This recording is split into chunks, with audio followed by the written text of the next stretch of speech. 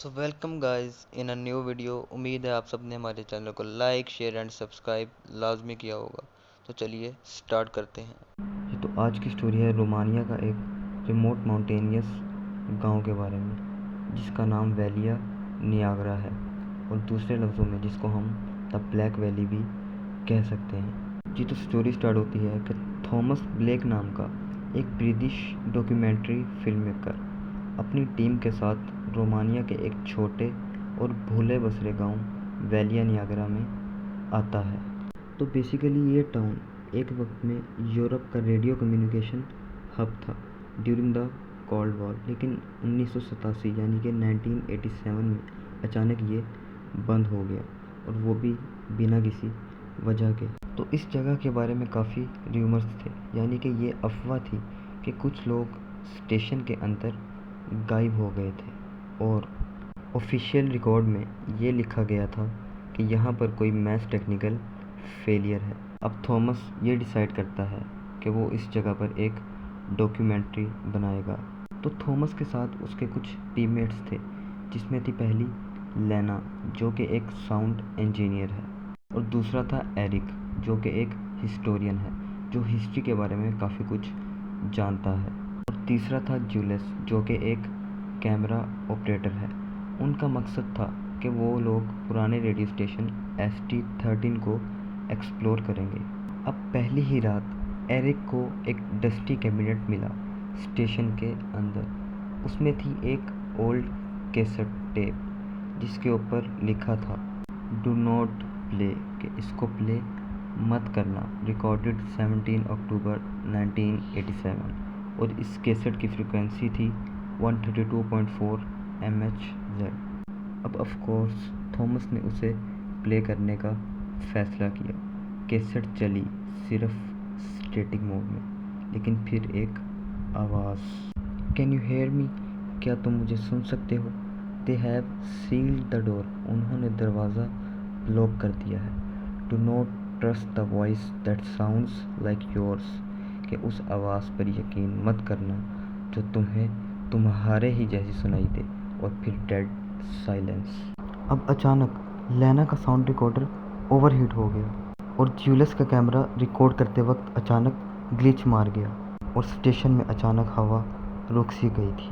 अब यहाँ से सीन चेंज होता है, और उस रात सब लोग अपने अलग अलग रूम्स में थे, और रात के तकरीबन 3:30 बजे रेडियो पर सिग्नल खुद ब खुद ऑन हो गया, और रेडियो से अचानक एक आवाज़ आई, जो आवाज़ थॉमस की थी, और थॉमस ने बोला, I am outside, please open the door. लेकिन अब यहाँ पर थॉमस तो अपने रूम में था, तो ये आवाज़ किसकी थी? अब एरिक ने कहा कि ये कोई प्लेबैक नहीं, बल्कि ये कुछ और है, और अगली सुबह एरिक वहाँ से गायब हो गया। अब जब वो लोग एरिक को तलाश करने निकलते हैं, तो उन्हें सिर्फ एरिक की कैप मिलती है, और वो भी एंटीना टावर के पास। वहाँ का ग्राउंड बिल्कुल जल चुका था, और वो भी बिना किसी फायर सोर्स के। थॉमस अब पैरानॉइड हो चुका था। उसे ये लग रहा था कि ST13 एक रेडियो स्टेशन नहीं, बल्कि एक ट्रैप है।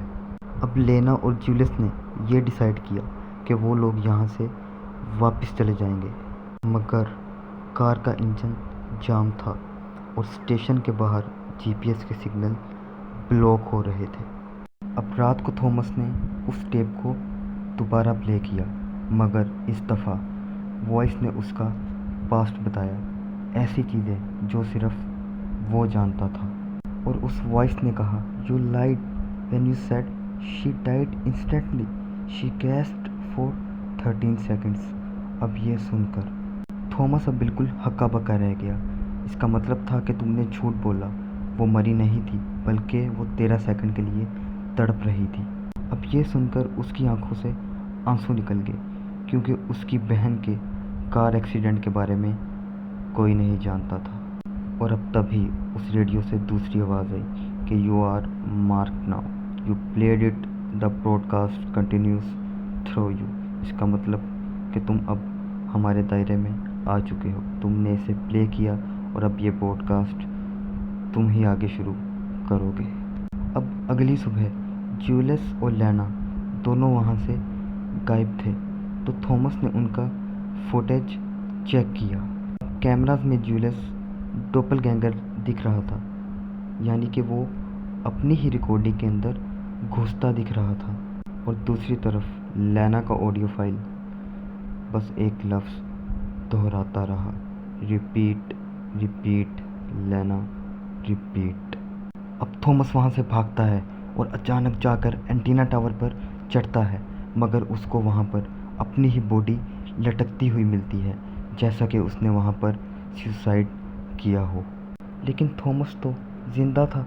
अब वो स्टेशन पर वापस आता है और उसे उस रेडियो 132.4 MS सेट पर एक आखिरी सिग्नल आता है कि hey, this is ST-13, you are now the broadcaster, we do not need towers anymore, just airs and just you. और इसका मतलब है कि अब हमें टावर्स की ज़रूरत नहीं है, अब यहाँ के ब्रॉडकास्टर तुम हो। अब हमें सुनने के लिए सिर्फ कान चाहिए और वो कान तुम्हारे हैं। अब यहाँ से कैमरा कट होता है, लेकिन आज भी अगर कोई इंसान FM 132.4 MS सेट पर रेडियो ट्यून करता है तो उसे एक मध्यम सी आवाज़ सुनाई देती है कि this is Thomas Blake reporting from वैलिया Niagara, can you hear me. और जो भी ये आवाज़ सुनता है तो वो उनका अगला सिग्नल बन जाता है। तो आप लोग काइंडली इस रेडियो को ट्यून मत करिएगा। तो उम्मीद है दोस्तों आपको ये मिस्ट्री पसंद आई होगी। ऐसी मज़ीद मिस्ट्रीज देखने के लिए प्लीज़ हमारे चैनल को लाइक शेयर एंड सब्सक्राइब लाजमी करें। And thanks for watching.